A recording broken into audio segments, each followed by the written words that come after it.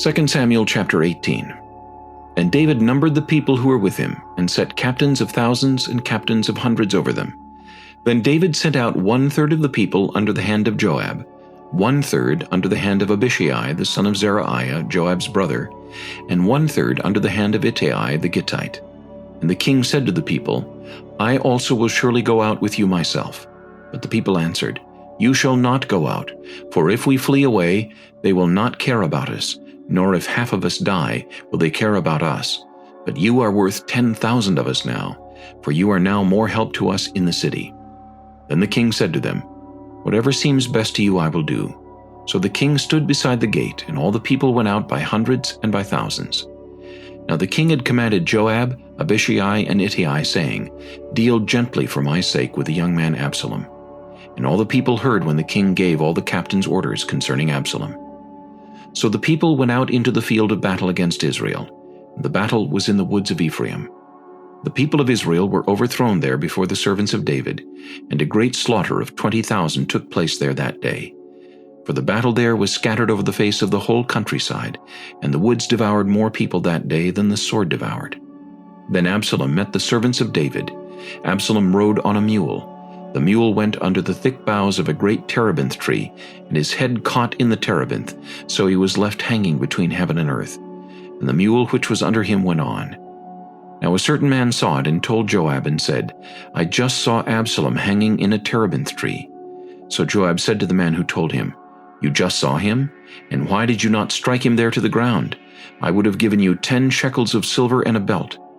But the man said to Joab, Though I were to receive 1,000 shekels of silver in my hand, I would not raise my hand against the king's son. For in our hearing the king commanded you and Abishai and Ittai, saying, Beware lest anyone touch the young man Absalom. Otherwise I would have dealt falsely against my own life, for there is nothing hidden from the king, and you yourself would have set yourself against me. Then Joab said, I cannot linger with you. And he took 3 spears in his hand, and thrust them through Absalom's heart, while he was still alive in the midst of the terebinth tree. And 10 young men who bore Joab's armor surrounded Absalom, and struck and killed him. So Joab blew the trumpet, and the people returned from pursuing Israel, for Joab held back the people. And they took Absalom, and cast him into a large pit in the woods, and laid a very large heap of stones over him. Then all Israel fled, every one to his tent. Now Absalom in his lifetime had taken and set up a pillar for himself, which is in the king's valley, for he said, I have no son to keep my name in remembrance. He called the pillar after his own name, and to this day it is called Absalom's monument. Then Ahimaaz the son of Zadok said, Let me run now and take the news to the king, how the Lord has avenged him of his enemies.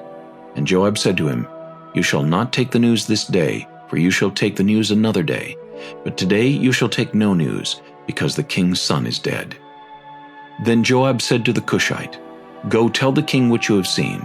So the Cushite bowed himself to Joab and ran. And Ahimaaz the son of Zadok said again to Joab, But whatever happens, please let me also run after the Cushite. So Joab said, Why will you run, my son, since you have no news ready? But whatever happens, he said, Let me run. So he said to him, Run. Then Ahimaaz ran by way of the plain and outran the Cushite. Now David was sitting between the 2 gates, and the watchman went up to the roof over the gate to the wall, lifted his eyes and looked, and there was a man running alone. Then the watchman cried out and told the king, and the king said, If he is alone, there is news in his mouth. And he came rapidly and drew near.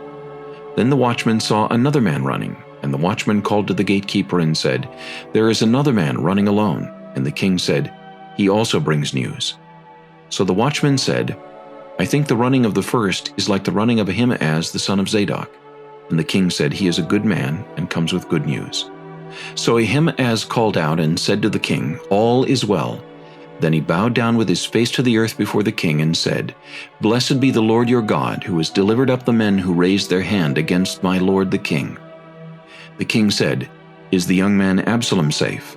Ahimaaz answered, When Joab sent the king's servant and me, your servant, I saw a great tumult, but I did not know what it was about. And the king said, Turn aside and stand here. So he turned aside and stood still. Just then the Cushite came, and the Cushite said, There is good news, my lord the king. for the Lord has avenged you this day of all those who rose against you." And the king said to the Cushite, "Is the young man Absalom safe?"